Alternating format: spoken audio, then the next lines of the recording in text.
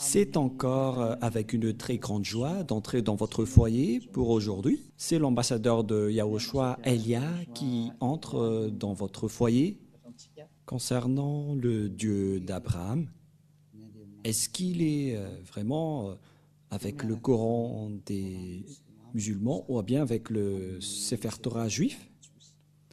C'est ce que nous allons voir car nous irons au ciel des cieux chez le Dieu d'Abraham, celui qui a créé tous ces univers.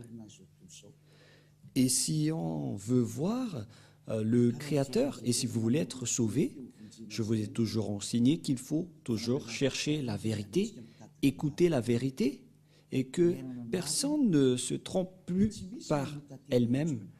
Il y a déjà beaucoup de tromperies, il faut revenir vers la vérité, d'où l'objet de cet enseignement. Je réitère donc mes salutations pour vous tous. Je suis l'ambassadeur de Yahushua, Elia, qui entre dans votre foyer pour aujourd'hui dans le cadre de l'enseignement numéro 3 que nous allons suivre ensemble en ce moment pour aujourd'hui. Tout de suite, nous allons regarder dans ce cas où se trouve vraiment la vérité concernant ce Dieu d'Abraham, car il y a deux livres que nous voyons en ce moment. Et ces deux livres disent chacun et parlent chacun du Dieu d'Abraham, notamment le Sefer Torah juif qui est déjà très ancien et le livre du Coran qui est plus récent. Chacun de ces livres parle de ce Dieu. Et la question qui se pose, lequel de ces deux livres doit-on suivre? Car ils ont chacun leur version. Et bien évidemment, nous devons regarder et confirmer. Voilà la mission de Elia, c'est pourquoi il a été envoyé. Celui qui s'est déjà apparu auparavant concernant la vérité du Père Yahva, qu'on doit faire connaître. Quel chemin vous devez suivre? Car il y a deux versions de paroles maintenant qui parlent chacune du Dieu d'Abraham. C'est pourquoi on doit se trouver vers qui ce Dieu d'Abraham est vraiment allé. Premièrement, lequel dit la vérité? Où trouve-t-on la vérité? Et nous devons toujours regarder à partir de la Sainte Écriture et à partir des réalités, d'après la réalité, dans le livre juif qui a raconté l'histoire d'Abraham, c'était depuis moins 2000. Voilà le Sefer Torah. Et si le livre juif qui existait déjà vers moins 2000 et qui a été rajouté par Moshe vers moins 1500, et puisque les dates sont déjà très anciennes, et c'est difficile de donner une précision, mais on parle juste aux environs. On a dit que c'était vers 1800 que Abraham existait et Moshe en moins 1300. Et bien évidemment, donc, d'après ce livre, ils existaient déjà à l'époque ancienne. Et puisqu'ils existaient à l'époque ancienne, donc il n'y a pas de personne qui est plus ancien qu'eux. Ils sont les plus anciens. Donc, le livre juif qui est le plus ancien veut dire que la vérité se trouve dans les anciens. Et qui d'entre vous peuvent dire que ce n'est pas vrai ce qu'on dit, alors que ça existait déjà depuis longtemps? C'est pourquoi j'ai dit dans le deuxième enseignement que je vous ai déjà enseigné, en disant que les gens ont profité sans raison la colère du Père Yahva envers les Israéliens. Et lorsque le Père Yahva n'était plus avec les Israéliens, les gens profitaient de changer son nom. C'est-à-dire que tous les humains ont rendu en colère ce Père Yahva. Et bien évidemment, ce Père Yahva a déjà précisé que on ne donne pas ma gloire aux autres et on ne souille pas mon nom. Et il n'acceptera jamais cette situation. Et c'est pourquoi Elia est venu pour confirmer cette parole, pour faire connaître cette parole, en disant que le Père Yahva n'acceptera jamais cette situation. Quoi que vous fassiez, quoi que vous disiez, le Père Yahva n'acceptera jamais cette image. C'est à cause de cette image qu'il a anéanti les Israéliens. Et si ce blasphème de son nom et revient toujours, et ça ne va plus être une grande punition, mais ça va être de l'anéantissement pour ceux qui l'ont blasphémé, car il a déjà exprimé la parole comme quoi on ne suit pas mon nom et on ne donne point ma gloire aux autres. Et si c'est Yahyawa, son nom, donc on ne doit plus le changer. Et où va-t-on trouver l'original? On doit regarder le Sefer Torah juif, car c'est là-dedans qu'on a trouvé son nom. Et celui qui prononce ce nom comme l'ambassadeur de Yahushua, Elia, qui représente le Dieu Yahyawa sur votre planète Terre. Il dit que ceux qui sont avec ce Dieu prêché par Elia sont ôtés du péché, qui ne pêchent point et qui deviennent des hommes parfaits. Et voilà l'objectif de ce vrai Dieu pour transformer une personne en une personne parfaite qui ne pêche point et qui ne fait plus aucun mal. Et voilà l'objectif, car on voit bien qu'il n'écoute jamais les pécheurs. Voilà de un. Mais je vais encore prouver à partir de la Sainte Écriture pour dire qu'il y a une ligne directive qui confirme cette situation.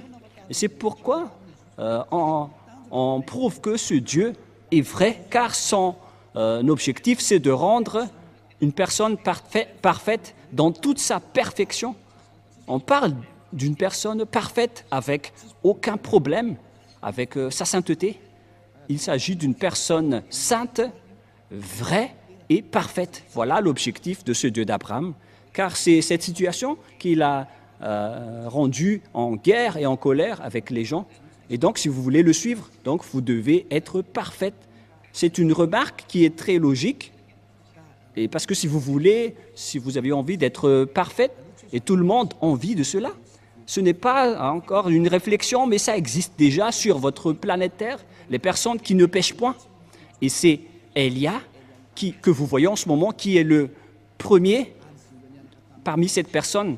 Et ceux qui ont suivi Elia ont vraiment été ôtés du péché et ne pêchent point. Et tous les habitants de la terre reconnaissent cela en ce moment. Ce n'est pas un jeu ou une blague, mais c'est le fait de montrer le grand amour du Père Yahva. Cette parole est bien claire et cette image est aussi bien claire. Qu'est-ce que nous voulons vous faire passer en tant que message à ce sujet-là? Et donc, nous devons toujours suivre les images et vous faire connaître ce que vous devez faire. Et donc, si on va regarder le livre d'Islam ou bien le Coran qui n'existait qu'à partir de l'année plus 600, c'était tardivement que ça a été existé. Et bien évidemment, si ce livre est arrivé récent, c'est-à-dire qu'il est arrivé trop tard. Et donc, s'il y a quelque chose qui est dit à propos de ce Dieu d'Abraham, bien évidemment, nous devons rectifier toujours que c'est l'original qu'on doit se référer. Alors que, en plus de ça, ceux qui sont avec ce Dieu d'Abraham, qui a envoyé le dernier prophète, alors que le Père Yahva a dit que vous devez écouter les prophètes israéliens selon le Père Yahva dans le livre du Deutéronome 18-15. Voilà ce qui est dit. Vous devez écouter les prophètes israéliens. Nous allons aborder tous ces sujets avant de suivre la vérité. Nous allons voir dans le livre de Deutéronome 18-15, dans la Sainte Écriture juive que nous allons regarder. Si vous avez remarqué, je n'ai pas encore sorti le Nouveau Testament jusque-là. On a toujours utilisé l'Ancien Testament pour vous prouver que personne ne peut contester ce Dieu d'Abraham qui était avec les Israéliens. Deutéronome 18-15. Voilà ce qui est stipulé dedans.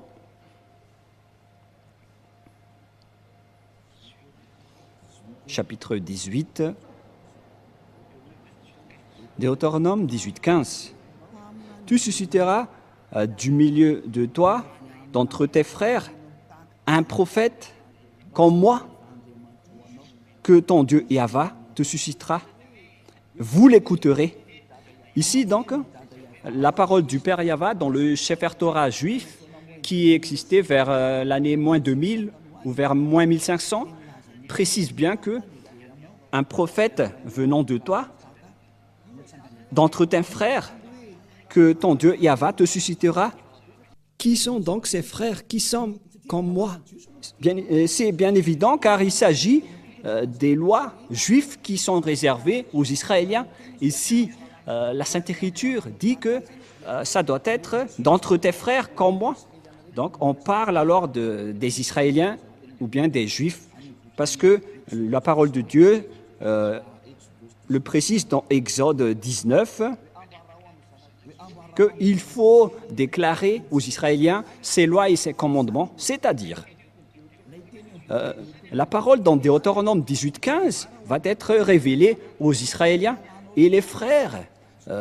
Quand on veut parler ici, ce sont les Israéliens, car c'était eux qui étaient dans le désert à cette époque-là, et puisqu'ils étaient dans le désert, donc c'était entre eux que la direction était menée, et c'était donc ces prophètes israéliens qui ont été choisis parmi les Israéliens pour être des prophètes, pour guider les Israéliens.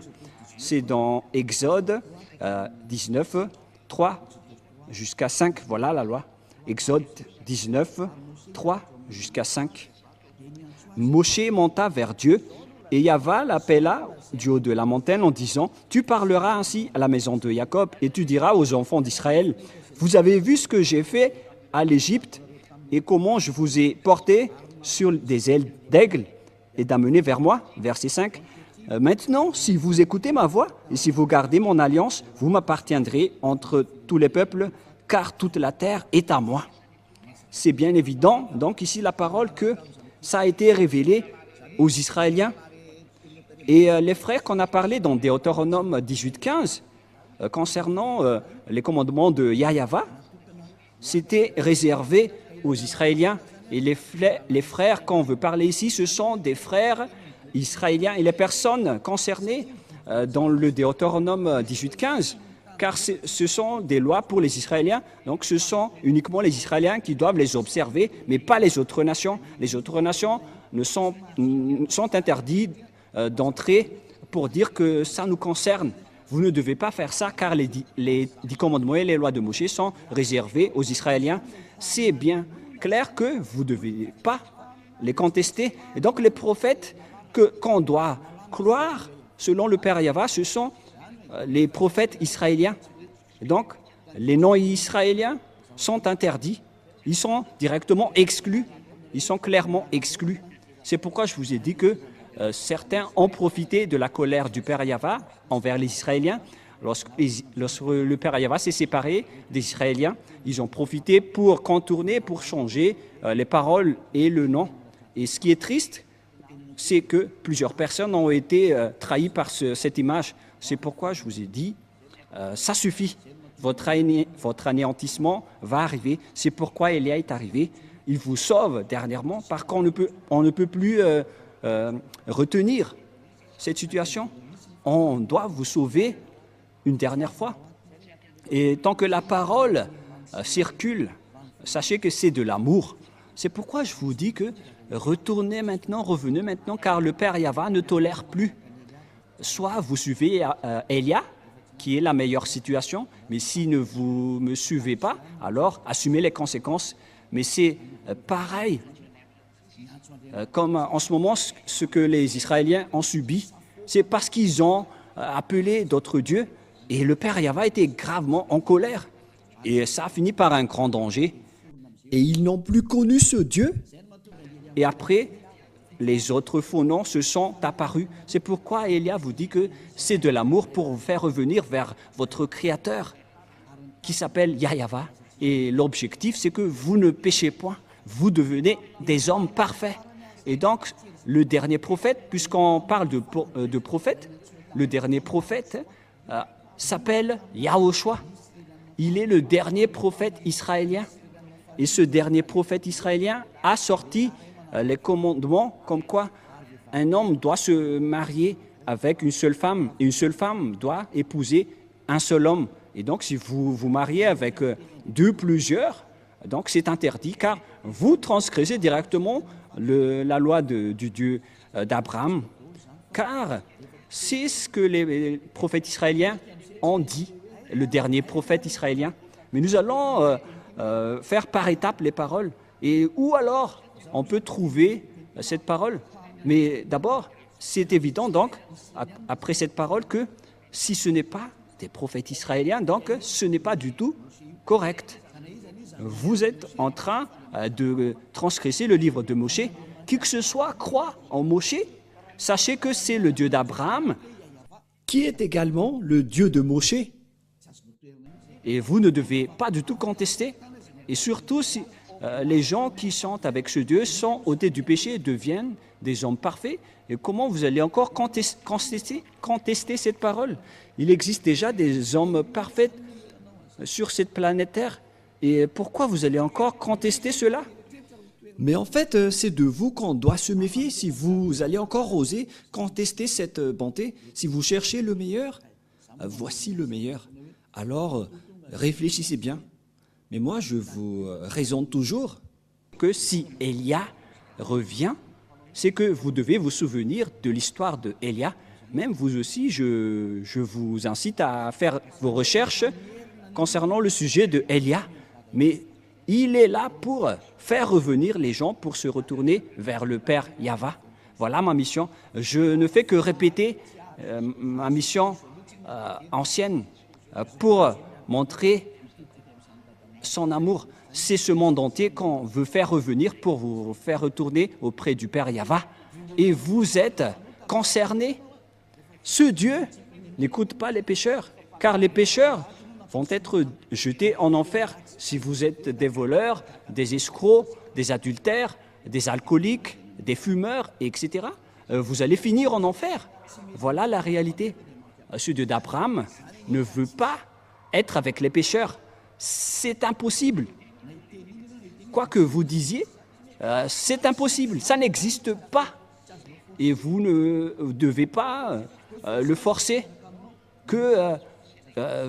il doit être avec vous. Non, on ne doit pas le forcer.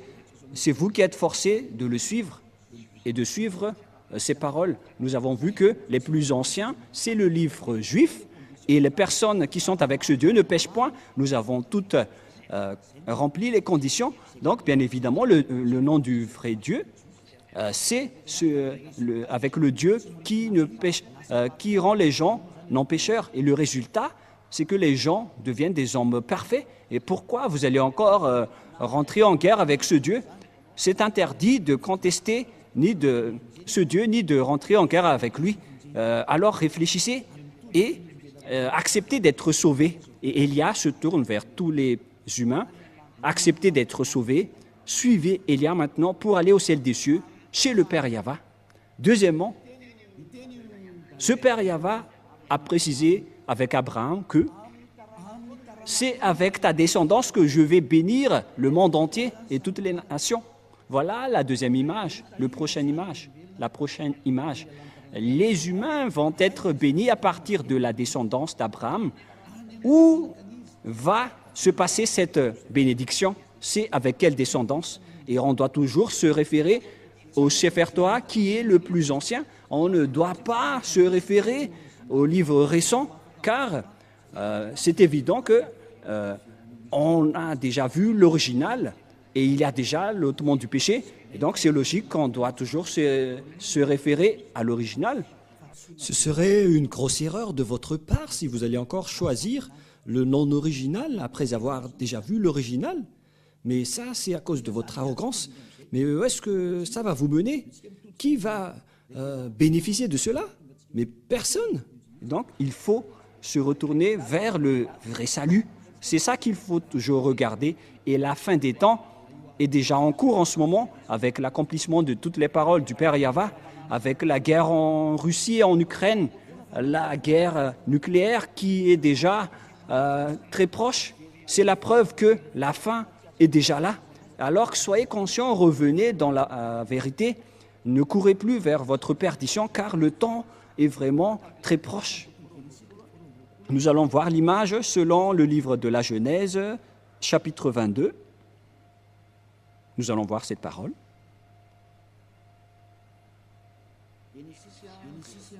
Genèse, nous allons voir un peu, chapitre 22, verset 18.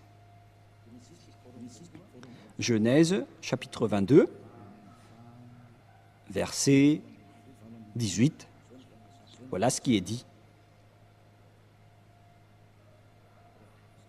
Ah, j'ai ouvert l'Exode. Il s'agit du Genèse 22, 18. Allons-y.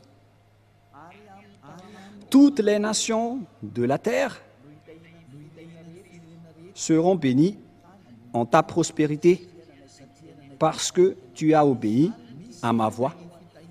Il existe donc une bénédiction pour toutes les nations à partir de la descendance d'Abraham, que ça existe.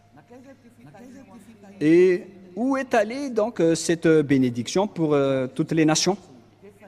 Et bien évidemment, car il existait déjà la parole que Dieu a fait en accord, en disant que cette descendance d'Abraham va être esclave pendant plus de 400 ans.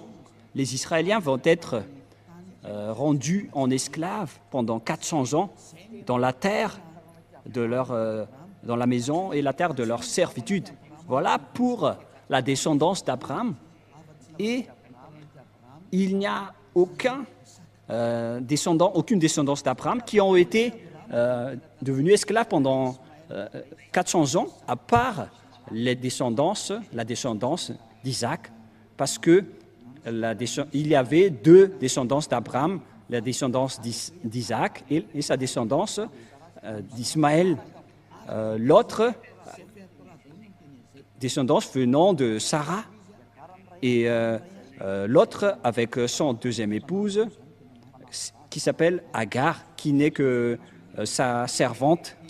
Selon la Sainte Écriture, on précise bien que c'était son esclave, parce qu'on doit toujours stipuler ce qui est dans la Sainte Écriture du Sefer Torah. Et son autre épouse est de la même descendance que lui. Voilà la réalité qui existe dans la Sainte Écriture. Et selon la Sainte Écriture, cette descendance qu'on va rendre en esclave, ce n'est autre que la descendance d'Abraham, d'Isaac, et qui a suivi avec la descendance de Moshe. Et la descendance de Moshe vient de la descendance d'Isaac. Et après, c'était transmis à la descendance de Jacob avec les 12 tribus d'Israël, notamment le tribu de Lévi, où est sorti Moshe et Aaron récemment. Et c'est avec cette descendance de Moshe qui a guidé les Israéliens en sortant de l'Égypte, car les Israéliens ont été rendus esclaves pendant 400 ans. Nous allons voir donc la Sainte Écriture dans le Sefer Torah juif pour la bénédiction de toutes les nations, dans Genèse chapitre 15. Nous allons lire à partir du premier verset. Nous allons voir ici l'esclavage des Israéliens. À partir du verset 1, après ces événements, la parole de Yahva fut adressée à Abraham dans une vision, et il dit, « Abraham, ne crains point, je suis ton bouclier, et ta récompense sera très grande. » Donc il a dit, ne crains point, je suis ton bouclier et ta récompense. Et nous allons lire, où déjà? Verset 7. Yahva lui dit encore, je suis Yahva qui t'a fait sortir d'Ur en Chaldée pour te donner en possession ce pays. Et ce territoire, c'était le territoire d'Israël actuellement. Abraham répondit, Yahva, mon Seigneur, à quoi connaîtrais-je que je le posséderai? Il y avait quelque chose qu'il a fait qu'on ne va pas détailler. mais tout de suite dans le verset 13. Et Yahva dit à Abraham, « Sache que tes descendants seront étrangers dans un pays qui ne serait point à eux, et ils y seront asservis, et on les opprimera pendant 400 ans. » Voilà. Mais je jugerai la nation à laquelle ils seront asservis, et ils sortiront ensuite avec de grandes richesses. Voilà. Donc la parole stipule bien ici que le Dieu Yahva a dit à Abraham que ta descendance sera asservie, seront devenus esclaves. On parle ici des Israéliens qui étaient esclaves en Égypte durant 400 ans, selon cette parole. Où se trouve donc cette terre? Et on a précisé que cette terre n'est autre que Israël actuellement, verset 18. Et c'est la raison de la guerre entre les Palestiniens et les Israéliens, d'où la guerre en Moyen-Orient jusqu'à aujourd'hui. Genèse 15, 18, 19 jusqu'au 21. En ce jour-là, Yahva fit l'alliance avec Abraham et dit, « Je donne ce pays à ta prospérité depuis le fleuve d'Égypte jusqu'au grand fleuve, au fleuve d'Éphrate, les pays de Kénésiens, les Kénésiens, des Cadmoniens, les Hétiens, les Périsiens, des Raphiens, des Amoriens, des Cananéens, jusqu'aux Jibousiens. » Donc la parole de Dieu dit ici que cette terre est pour la descendance d'Abraham. Et la descendance d'Abraham, ici, ce sont ceux qui ont été asservis et rendus esclaves pendant 400 ans. Et ceux qui ont accompli cette parole, excusez-moi, c'était Moshe et les Israéliens. Car Moshe les a fait sortir d'Égypte selon l'histoire dans le Sefer Torah juif. C'est-à-dire que toutes les paroles du Père Yahva sont accomplies, que le maître de la terre du Cananéen, c'était la descendance d'Abraham, c'est-à-dire la descendance de Moshe. Et les Israéliens qui sont dans le territoire d'Israël aujourd'hui, ce sont bien les Israéliens, mais ce territoire est toujours en conflit. La parole de Dieu a été accomplie comme quoi Israélien va être un lourd fardeau pour le monde. Et toutes les paroles de Dieu sont accomplies jusqu'à maintenant, car les Israéliens ne sont jamais stables jusqu'à aujourd'hui. Ce n'est pas seulement actuellement, mais c'était depuis longtemps, à cause de toutes les paroles du Père Yahva. Vous voyez que personne ne peut échapper aux paroles du Père Yahva. Toutes ces paroles sont accomplies, notamment ces paroles dans le Sefer Torah juif. Il a dit, je vais vous faire de ce pays un lourd fardeau pour vous. Nous allons voir dans Zacharie 12, c'est un prophète israélien que les Israéliens va être un lourd fardeau, une pierre pesante pour toutes les nations qui vont les soutenir. Nous allons voir, en petite parenthèse, cette parole dans Zacharie 12, à partir du verset 1. Nous allons lire cette parole de la prophétie du Père Yahva aux Israéliens. Ainsi, Yahva parle, qui a étendu les cieux et fondé la terre, et qui a formé l'esprit de l'homme au-dedans de lui. Voici, je ferai de Jérusalem une coupe d'étourdissement pour tous les peuples d'alentour. On parle ici d'une coupe, car une coupe veut dire une coupe dangereuse et qui rend une personne étourdie ou ivre. Et aussi pour Juda, dans le siège de Jérusalem, c'est-à-dire que toutes les tribus d'Israéliens ont été frappées jusqu'aux tribus de Juda. Verset 3, en ce jour-là, je ferai de Jérusalem une pierre pesante pour tous les peuples. Tous ceux qui la soulèveront seront meurtris, et toutes les nations de la terre s'assembleront pour contre elle. C'est un danger pour les Israéliens. Suite à cette parole des Israéliens, il va donc ne pas du tout jouer avec les Israéliens. c'est pire qui vont arriver aux Israéliens. Et donc, pour vous conscientiser, les Israéliens, il faut que vous reveniez, car vous ne connaissez plus le nom de ce Dieu. Parce que, puisque les noms ont changé, le nom de ce Dieu, le Père Yahva doit envoyer son envoyé du ciel des cieux pour faire revenir tout le monde entier. Parce que maintenant, c'est tout le monde entier qui est concerné, mais non plus uniquement les Israéliens. Donc, vous qui me voyez aujourd'hui, revenez tous.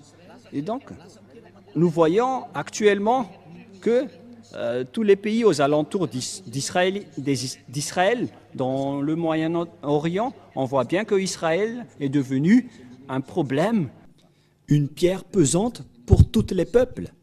Nous allons parler encore de ce sujet prochainement, mais voilà, donc avec cette image, on précise bien que personne ne peut contester la parole du Père Yahva, du Dieu d'Abraham.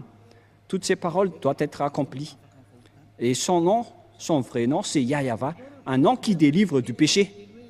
Et nous allons voir donc la parole qui précise que c'est Moshe qui a accompli cette mission. C'est Moshe qui les a fait sortir d'Égypte, selon la Sainte Écriture que nous allons également voir. Nous allons donc voir les paroles qui disent que c'est Moshe qui les a fait sortir de là-bas. Et puisque c'est Moshe qui les avait sortir de là-bas, et tout est accompli concernant la parole qui dit qu'on va les faire sortir de leur maison de servitude, parce qu'ils ont été déjà esclaves depuis 400 ans. Et si on parle des Israéliens, c'est-à-dire que ce Dieu va bénir ce monde entier avec cette descendance. La bénédiction, donc, va suivre cette descendance qui a été asservie pendant 400 ans. Et c'était uniquement les Israéliens qui ont été asservis pendant 400 ans. Ce n'est pas les Chinois, les Malagasy, les Africains ni les Japonais qui ont été asservis. C'était les Israéliens qui ont été asservis ou rendus esclaves pendant 400 ans. Et nous allons voir cette parole selon la Sainte Écriture. Nous allons le chercher rapidement. C'est dans Exode que nous allons lire ensemble. Exode, chapitre 4, verset 19 jusqu'au verset 23. Exode 4. Exode 4, verset 19 jusqu'au verset 23. Nous allons aussi donc voir ici qui était vraiment asservi en Égypte.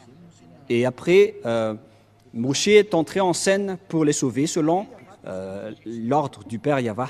Exode 4, 19 et 3.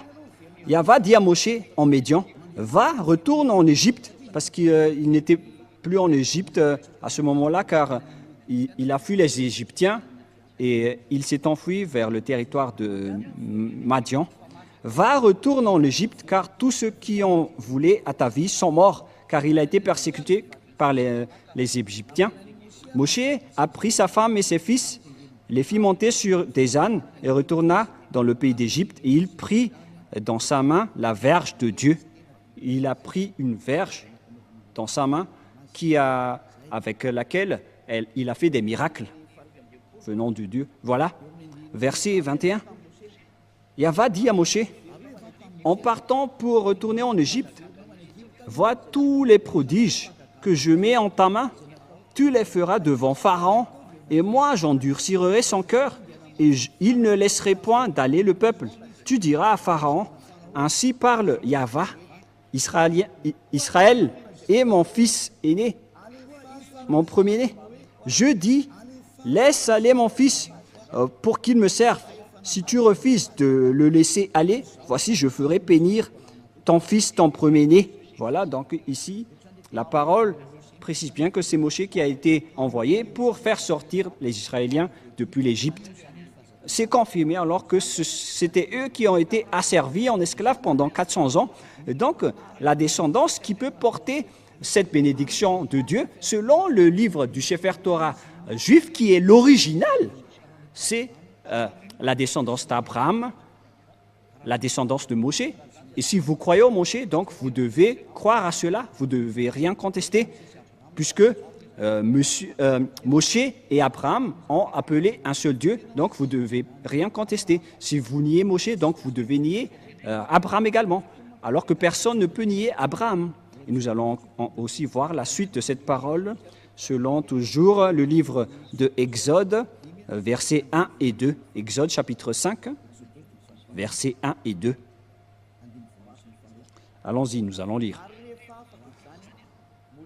Moshe et Aaron se rendirent ensuite auprès de Pharaon et lui dirent « Ainsi parle Yahva, le Dieu d'Israël. Laisse aller mon peuple pour qu'il célèbre au désert une fête en mon honneur. » C'est Moshe donc qui vont les faire sortir vers le désert. Pharaon répondit « Qui est Yahva pour que j'obéisse à sa voix en laissant aller Israël? Je ne connais point Yahva, je ne laisserai point aller Israël. » Voilà. Ils dirent « Le Dieu des Hébreux nous est apparu. Permets-nous de le faire 3 journées de marche dans le désert pour offrir des sacrifices à Yahva, afin qu'il ne nous frappe pas de la peste ou de l'épée. » Et le roi d'Égypte leur dit « Moshe et Aaron, pourquoi détournez-vous le peuple de son ouvrage? Allez à vos travaux. » Et ici, voici, ce peuple est maintenant nombreux dans le pays, et vous lui feriez interrompre ses travaux. Donc Moshe n'a pas du tout accepté ici, et la guerre a été déclarée. Ils ont montré leur autorité et leur puissance. La puissance de Moshe, c'est d'affronter avec la puissance du Pharaon qui n'a jamais défié l'autorité de Moshe, car c'est ce Dieu qui a créé le ciel des cieux, la terre et tout le reste. Comment contester ce Dieu qui a aujourd'hui envoyé Élia? C'est ce Dieu qui a discuté avec Abraham et avec Moshe. C'est ce Dieu qui a envoyé Élia pour que les gens ne pêchent point, car c'est ce Dieu qui n'aime pas les péchés, et il tient sa parole, et on ne joue pas avec ce Dieu d'Abraham, c'est évident. C'est pourquoi le salut est arrivé pour nous. Alors sachez, écoutez, car la fin est là, que chacun sauve sa peau. N'acceptez plus les autres, regardez la vérité, car l'objectif, c'est d'être parfait. Si vous n'êtes pas parfait, vous n'irez jamais au ciel des cieux, car ce Dieu d'Abraham est un Dieu très saint. Il est le propriétaire de là-bas. Et si vous êtes pécheur, n'espérez pas du tout aller là-bas. Vous avez été trompé, car ce Dieu est un Dieu très saint. Et donc, si vous voulez le suivre, vous devez être ôté du péché. Aucune personne, ni aucun Dieu n'a jamais arrivé à délivrer du péché sur cette planète Terre. C'est lui seulement qui a réussi cela. Il est arrivé aujourd'hui pour vous sauver. Alors, sachez écouter la parole. Voilà donc la parole à ce sujet. Nous allons voir, est-ce que cette parole a été réelle ou pas? C'est bien, ça a été accompli. Et nous allons voir encore dans Exode chapitre 12. Nous allons voir dans Exode 12, où se trouve cette parole déjà.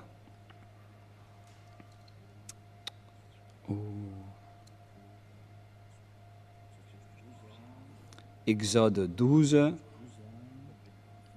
à partir de quel verset déjà? Nous allons voir.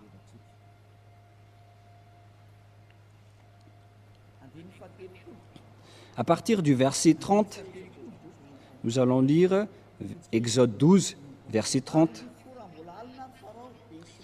Et Pharaon se leva de nuit, lui et tous ses serviteurs et tous les Égyptiens, et il y eut de grands cris en Égypte, car il n'y avait point de maison où il n'y eut un mort, selon donc la parole du Père Yahva, que je vais tuer ses fils aînés,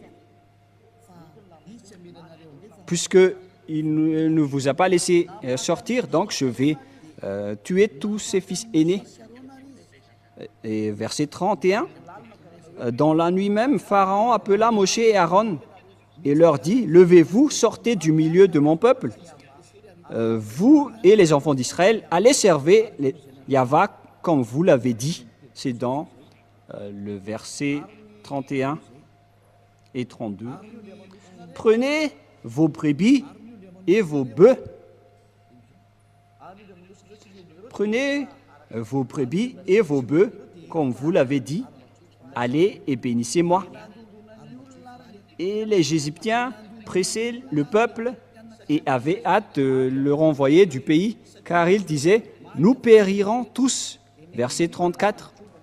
Le peuple emporta sa pâte avant qu'elle fût levée.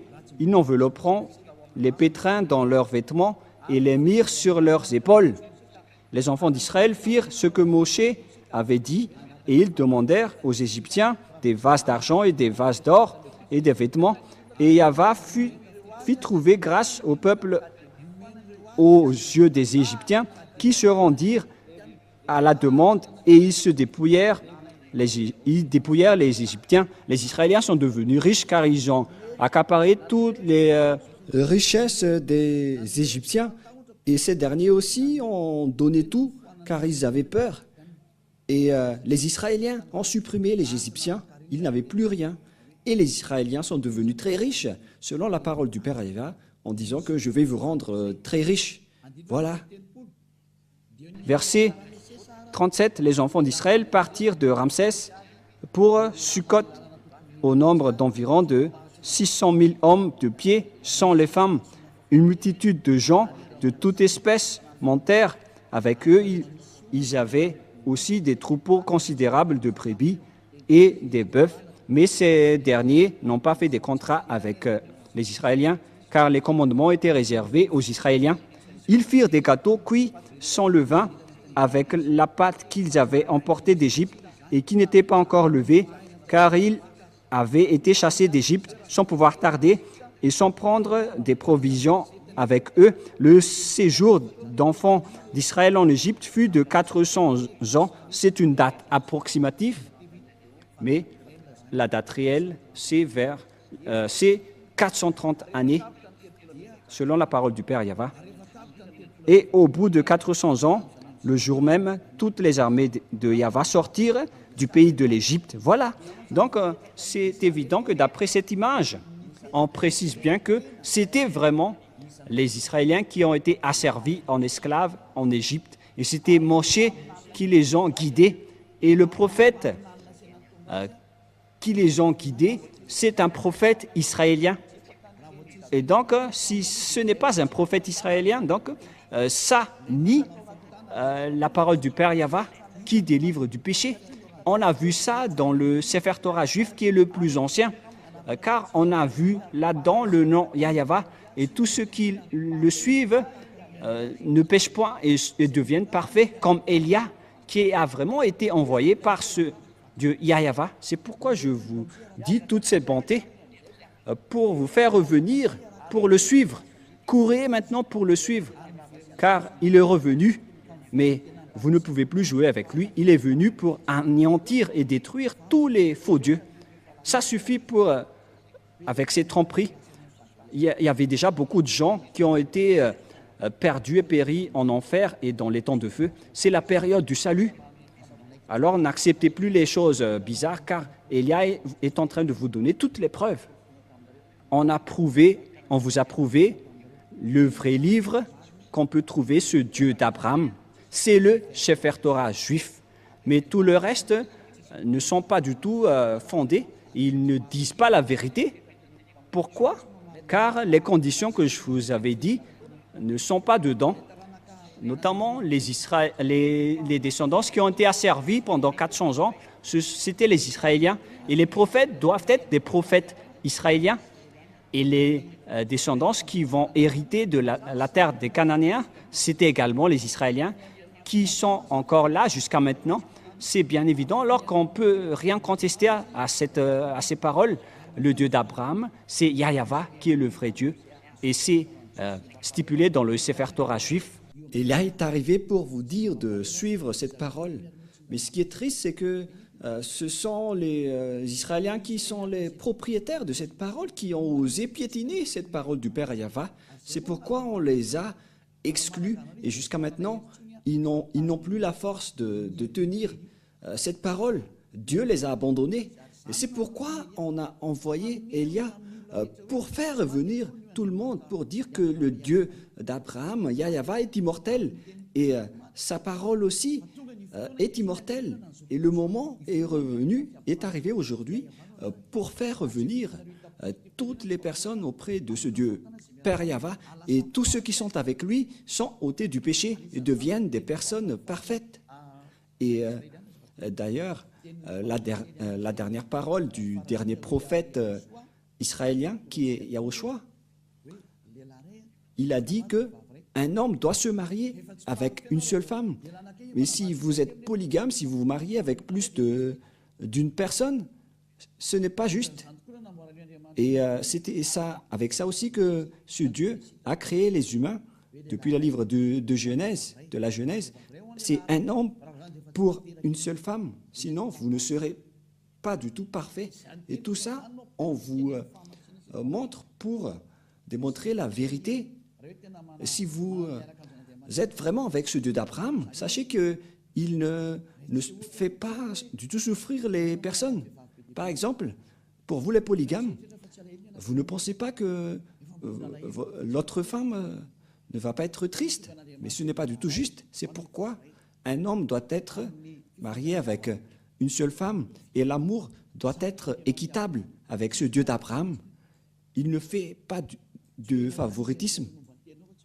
Ce n'est pas que vous allez juste penser à vous-même et vous ne pensez pas aux autres.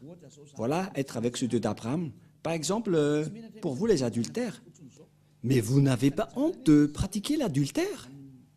Parce que le fait de se marier avec les femmes des autres, c'est de l'adultère, alors que c'est vraiment nombreux aujourd'hui. Tous ces genres d'images montrent que vous n'êtes pas parfaite. Vous qui dites des gros mots, vous qui trompez les gens, vous les escrocs, les menteurs, les trompeurs, ça vous rend tous imparfaits. Mais les gens avec Élia ne font plus cela. Ils sont devenus parfaits. C'est pourquoi cette révélation, si on veut vous sauver, c'est pour que vous soyez parfaits.